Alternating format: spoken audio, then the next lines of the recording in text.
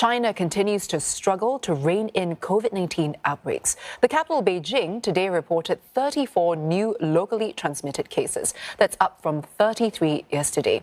Of these, 31 were symptomatic and 3 asymptomatic. Authorities are racing to stamp out the spread and have begun testing some 20 million of the city's residents. People in Beijing have been rushing to stock up on food and other essential supplies. Concerns are growing that the capital could be placed under a strict citywide lockdown, just like Shanghai. In anticipation of disruptions, businesses in the city are adjusting their operations. Already, several cities across China have issued notices urging people against travel during the upcoming Labor Day holiday to avoid spreading the virus.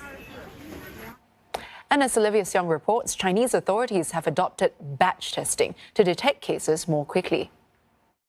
We're talking about testing 20 million people out of the 21 million population here in the Chinese capital. And if you're wondering how the officials and authorities are coping with this volume, well, actually, they are amassing and mobilizing more people, whether it's party members or civil servants, to help with the testing process. Also, batch testing is done. And what this means is that the samples of groups of 5 or groups of 10 people are being bunched together to be tested at the same time, and if a positive result is detected, then these people in the same batch are tested individually once again to detect who actually is the positive case. And now we spoke to some of the people who are working here to understand how this testing process compared to the first round on Monday.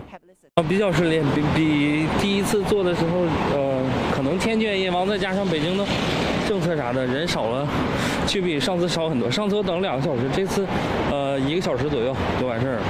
还好，其实影响不是很大，也很快嘛，排队也很快，也是必要的，做核酸也是疫情防控需要嘛。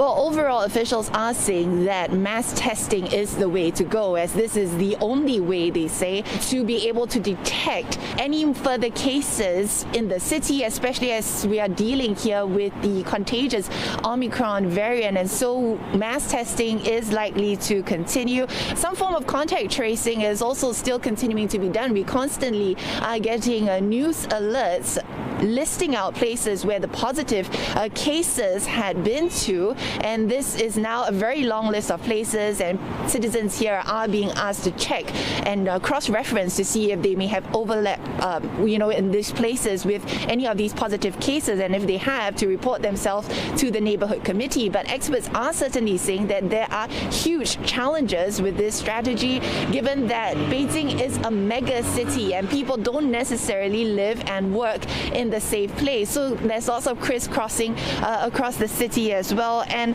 there are also multiple transmission chains that we are talking about here: schools, eateries, and even recently a wedding. And so we've seen that some schools recently in one particular part of Beijing have announced that they will be closing any sort of classes for now.